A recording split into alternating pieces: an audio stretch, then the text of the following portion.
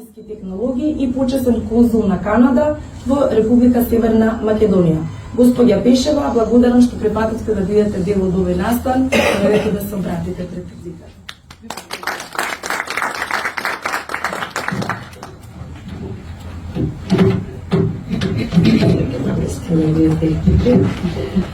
Најпрво би сакала да ви кажам, не знам каква чест е ова, покрај толку многу успешни жени да ја моето име се чуе неколку пати. И јас навистина сите ве почитувам и навистина сум многу горда дека еве денеска овдека ќе зборувам на оваа тема, бидејќи мене, иако јас сум IT инженер, мене оваа тема за екологијата и за состојбата на екологијата во нашата држава многу ме мачи со години. Јас најпрво би сакала да ја поздравам Лидија и да ја честитам и на целиот тим, значи на Марија. Ние со години се знаеме. И сакам да ви кажам дека 3 децении, ние сме 3 повеќе децении, во еден процес кога работите, многу е важно да имате континуитет на работата. Ја тоа и на младите им го зборувам, бидејќи сум некаков пример за помладите девојки да одат во IT секторот и така. Јас секогаш им викам, секогаш е многу важно да го задржите континуитетот. Не е важно дали ќе бидете на врвот, не е важно дали ќе бидете средно, али секогаш ако го задржите континуитетот, само тоа води кон успехот. Е сега, околу оваа работа во која што зборуваме ние екологијата, јас многу го ценам тоа дека оваа тема се отвара, особено дека ние жените повеќето ја отвараме. Знаете зашто, бидејќи овдека не се почитува екологијата, не се лажеме, ние сите тие се само нешто на ниво на проекти. Ете, гледаме и со воздухот како е, се први сме во светот, мислиме и за таа работа. Така да мислам дека ние жените мораме како мајки, како семејства да ги заштитиме и нашите деца и се мораме да почнеме да зборуваме на темата.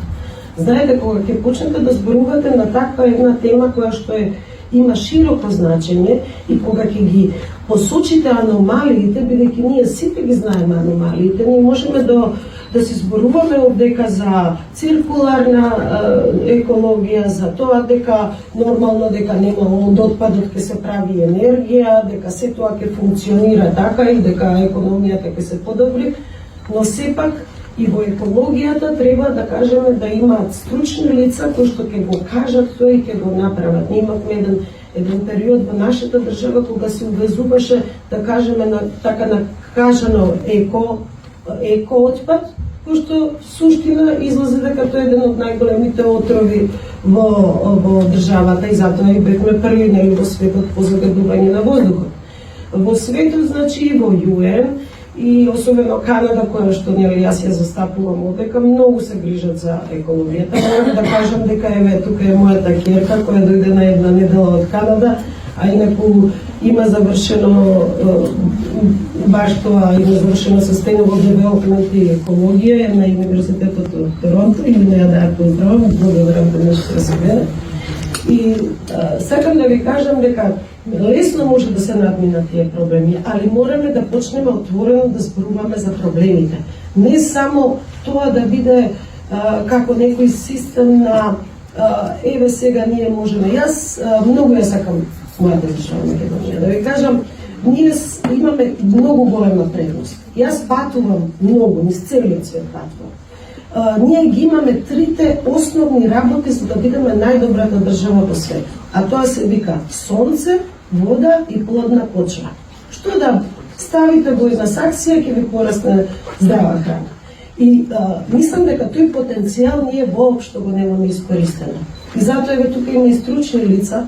Ние од немајка да сме јадеме здрава храна, заради тоа што немаме нели пари за тие скапи пестициди што се во земјоделието, сега кај нас природно и имаме среќа со тоа. Затоа и странците кои ќе дојдат тука се одушевени од целата таа работа.